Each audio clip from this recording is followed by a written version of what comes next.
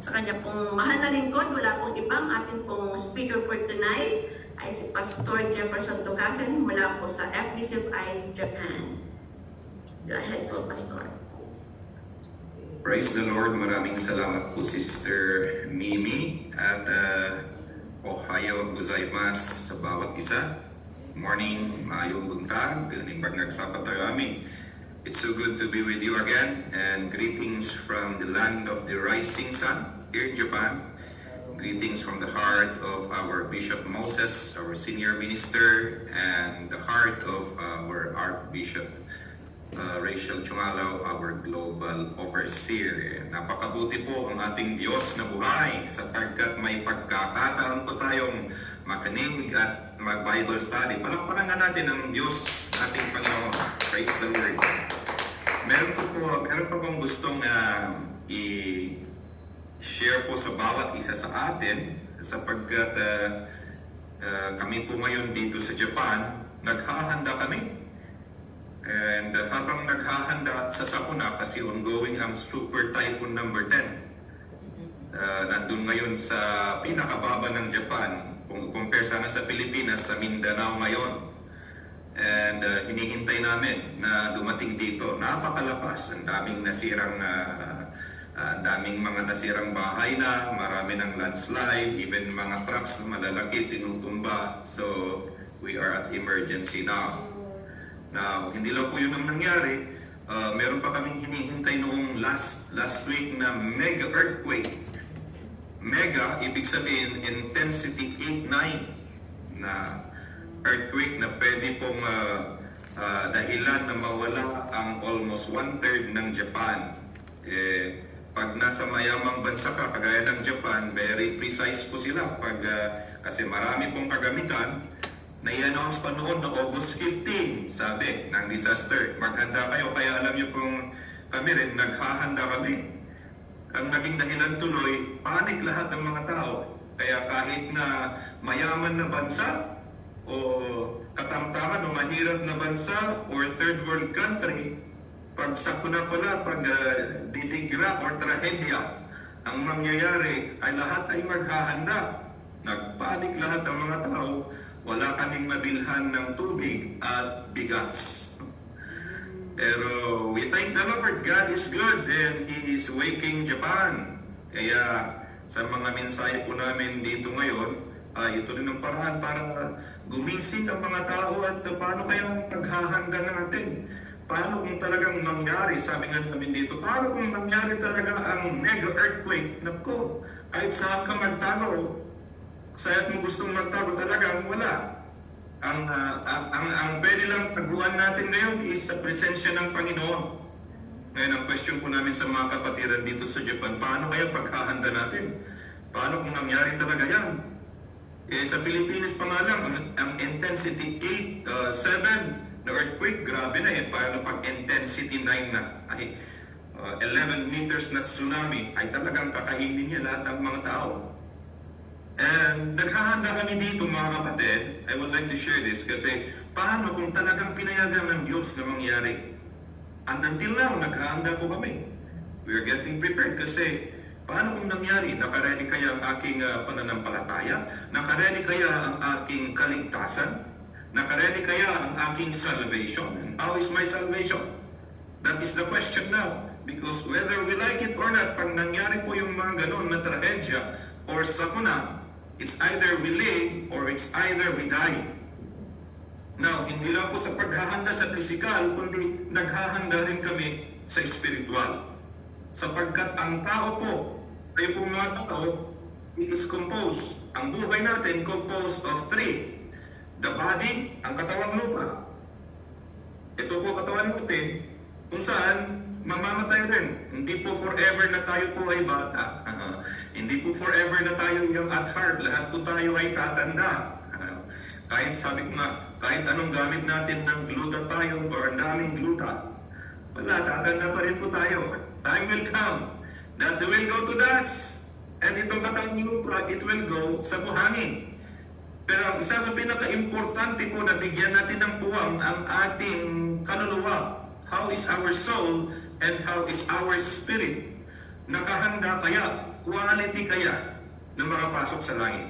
Okay? Kung produkto pa ang pinag-uusapan, siyempre, ang the best, ang gusto po natin, yung quality. May kalidad, may quality talagang 100%. Now, i-relate po natin sa ating buhay spiritual. Paano kaya ang aking pananampalataya? Paano kaya ang aking pananalig sa Diyos? Quality rin kaya? Sapagkat mga kapatid, yun lang po may paghahanda ng kanilang pananalig, pananampalataya sa Diyos. Yung talagang sure ng kanilang kaligtasan ay yung quality, ang kanilang faith. Quality ang kanilang pananalig sa Diyos at talagang puro at sa talagang totoo. Ang question ngayon mga kapatid, kumusta ang iyong pananampalataya? Kumusta ang iyong pananalig sa Diyos? Kumusta ang iyong pagsamba sa Panginoon? Quality pa ba? Kung sakaling mangyari nga sa Pilipinas or meron tayong hindi inaasahan na trahedya mangyari, are we ready? Nakahanda ba tayo para pumarap sa ating Panginoon? That is the question now. After all that is happening po sa buong mundo, still war in Ukraine and Russia, war pa rin in the Middle East, tension is still there. Tayo kaya na mga mananampalataya? Now, I would like to share this one, mga kapatid, sapagkat sabi po ng salita ng Panginoon, yung mga may quality lang ng kanilang pananampalataya, ang kanilang pananalig sa Diyos ay siyang makakapasok sa langit, sapagkat sinabi niya in Matthew 7:21, not everyone, hindi lahat na nagsasabi sa akin, Diyos, Diyos, makakapasok sa langit. Lamang yung mga taong gumagawa, the word is, lamang yung mga taong ginagawa ang kagustuhan ng Diyos Ama sa kalangitan. Si Jesus po ang nagsabi niyan. Ngayon, meron ko pong gustong i-share dito. Thank you po. Not everyone who said to me, Lord, Lord, shall enter into the kingdom of heaven, but only those, naka-King James tayo, only those who do the will of my Father, which is who is in heaven. Yun lang gumagawa. And sino po yung gumagawa ng kagustuhan ng Ama sa kalangitan? Yung may quality na pananampalataya. Quality na pananalig sa Diyos. Now, meron pa akong gustong i-share dito sa Luke. Tingnan po natin. At tingnan po natin para meron tayong basihan. Kumusta po ang ating salvation? Kasi kung magtanong ako ngayon siguro, dito po sa amin sa Japan, nagtatanong ako, kumusta? Sigurado ko brother, sister, na makakapasok pa sa langit. Kumusta po yung salvation mo? Marami pa rin yung, nagsabi ko, pakitaas na yung, sabi ko sa kanila, sabi nila, meron naman nagtaas, meron yung nahihirapan magtaas ng kamay. Kasi alanganin pa yung salvation. Para na, paano kung dumating ang Panginoon ngayon, parang alanganin pa akong pupunta sa langit. Now, let's see the basis. Tingnan po natin ang basihan ng sa ganun, mas secure natin, sigurado na quality at papasok tayo sa langit. Sapagkat maraming nakakaalam, maraming may kilala. Even tayo siguro nakikinig, maraming kilala at kilala ang Panginoon, may Biblia, pero alanganin pa ang makapasok sa langit. Now, let's see Luke chapter 10, starting on verse 25. Sabi niya, on one occasion, an expert of the law stood up to test Jesus, and teacher, he asked, what must I do to inherit eternal life? Paulit-ulit ko pong binabasa ito. And ang nagtatanong at gusto niyang itest ang Panginoon is expert. Ano pong pagkakaintindi po natin sa expert? Ay napakarunong. When you say expert, marunong, alam niya ang salita ng Panginoon. Okay? Siguro from cover to cover ng Bible, alam na alam niya ang salita ng Panginoon. Ang tanong mga kapatid, nagtanong pa siya, sabi niya, ang tanong pa rin niya is, paano ako makakapasok sa langit?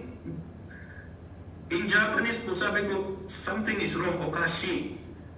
Alam niya ang salita ng Panginoon, pero nagtatanong pa siya. Kaya dito po natin maintindihan sapagkat marami pong, marami pong mga tao na ganito, na alam niyo po yung mga marurunong. Marami pong marurunong na alam actually yung tanong, alam din yung sagot.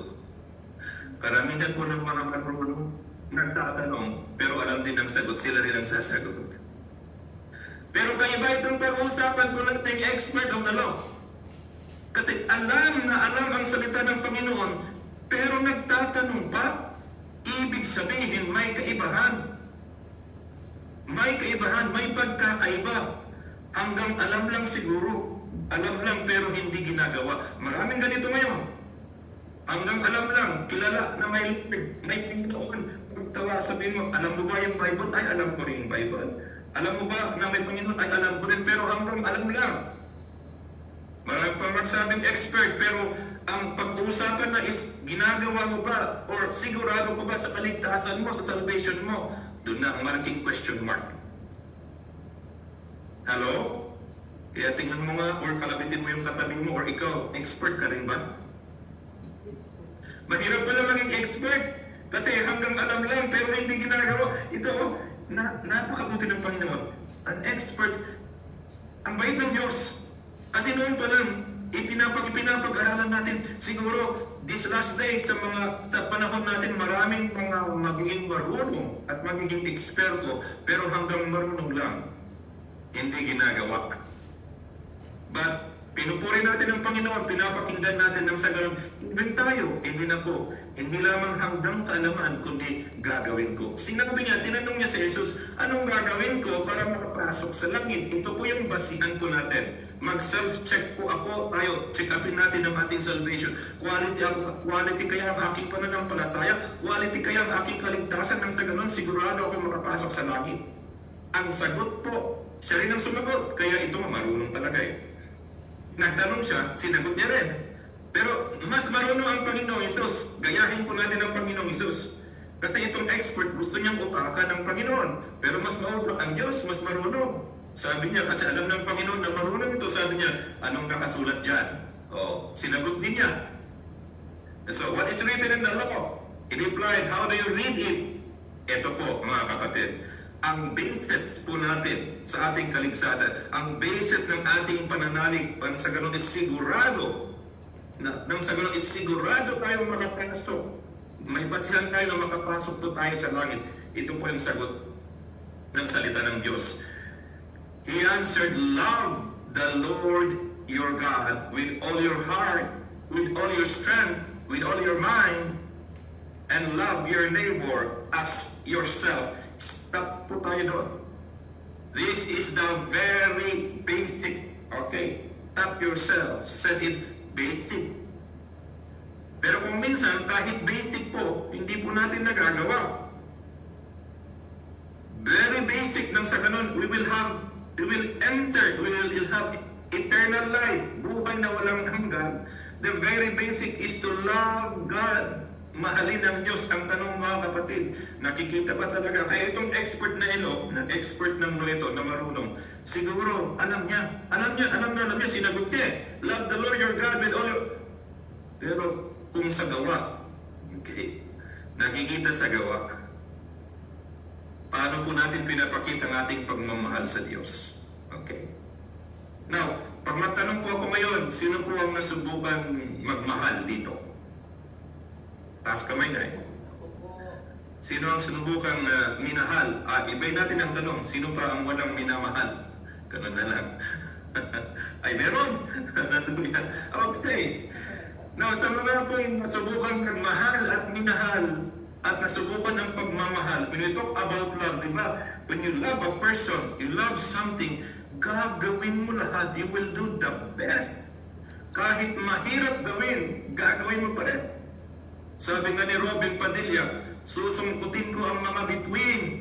Paano kaya sungkitin yung bituin? Ang layo. Pero pag mahal mo isang tao, shortcut po natin, pag mahal mo talaga, the person or family, gagawin mo yung the best.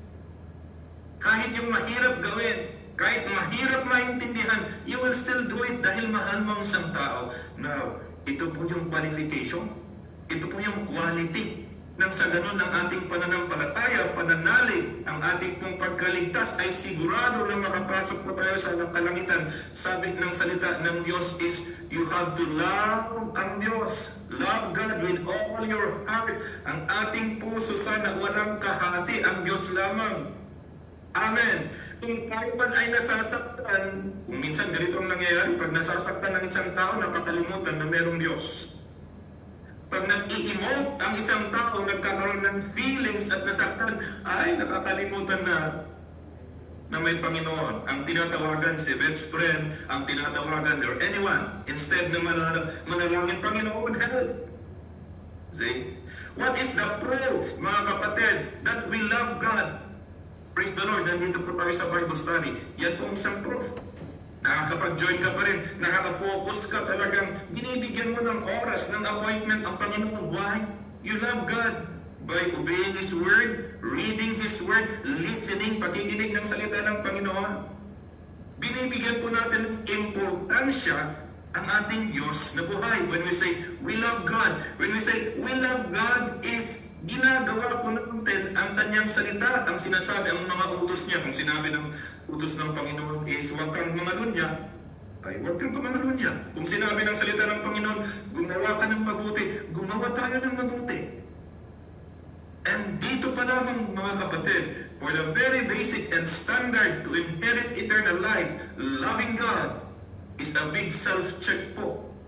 Check upin ko. Kaya nag-check up din ako araw-araw. Amen?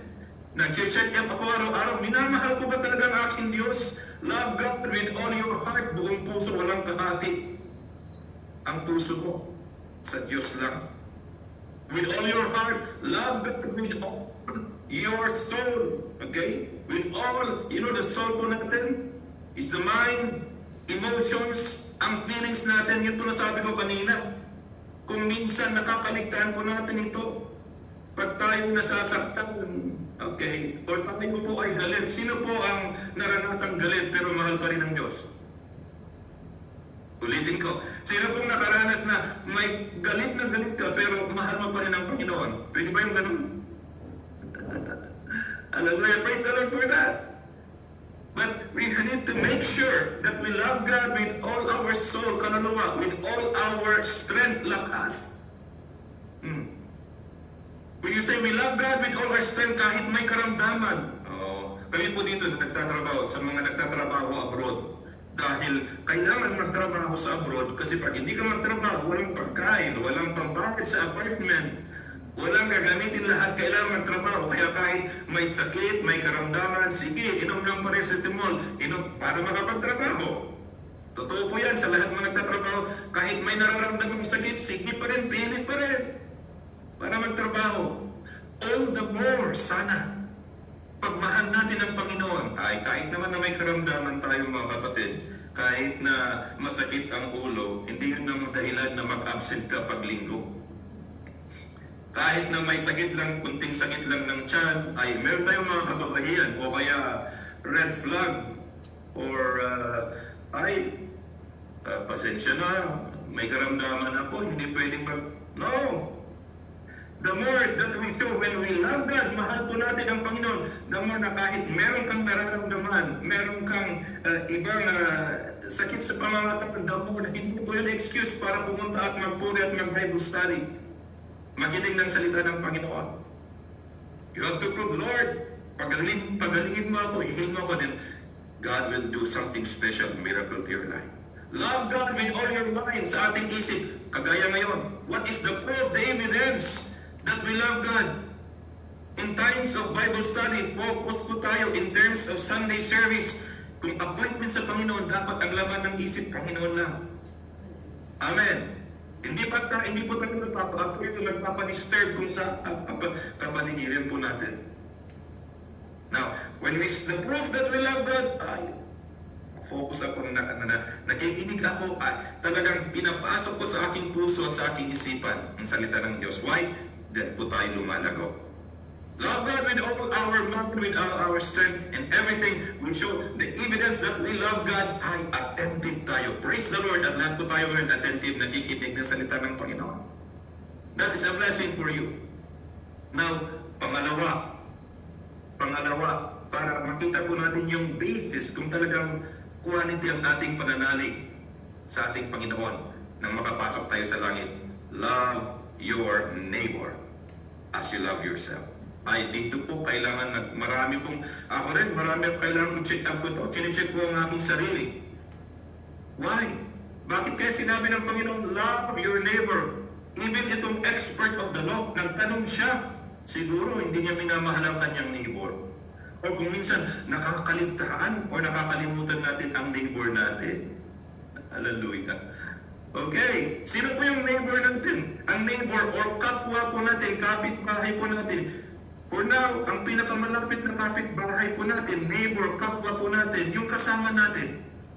Kung tayo po'y pamilyado ay meron po tayong pamilya, nasa apartment, yung kasama natin sa bahay. Kung tayo po ay nasa business, yung kasama po natin sa business. Kung tayo po ay nasa work, yung mga boss po natin sa work. Diyan po sa mga PDL, sino po yung closest, pinakamalapit na kapwa neighbor po namin, yung kasama po natin inmate. Yung mga jail wardens, mga officers, yan po mga neighbors natin. Amen. Tapos, whether yung neighbor mo is kaaway mo or kasundo mo or hindi, neighbor mo pa rin. Remember mga kapatid, ang sabi ng salita ng Panginoon, okay, you love God, meron pangalawa, love your neighbor. Kaya itong expert of the law, sabi itong expert of the law, siguro napakarunong niya, sabi niya, gusto niya palang i-justify, gusto niyang i-justify na, okay Lord, sino nga ang neighbor ko? Napakatalino ng Panginoon. Kaya sa pag-aaral po natin, dito natin makikita, kasi even tayo rin po, tayong mga Kristiyano, natin testing dito. Natin testing din tayo sa ating mga neighbor, mga kalapit po natin. Even sa bahay po nga, natin testing din tayo. Our family, our brothers, our sisters, our husband, our wife, mga kapatid, we are being tested. Now, pag hindi po natin binibigyan ng puwang itong bilin ng ating Panginoon to love your neighbor, na ating paghahanda, baka ma-disqualify po tayo to inherit eternal life.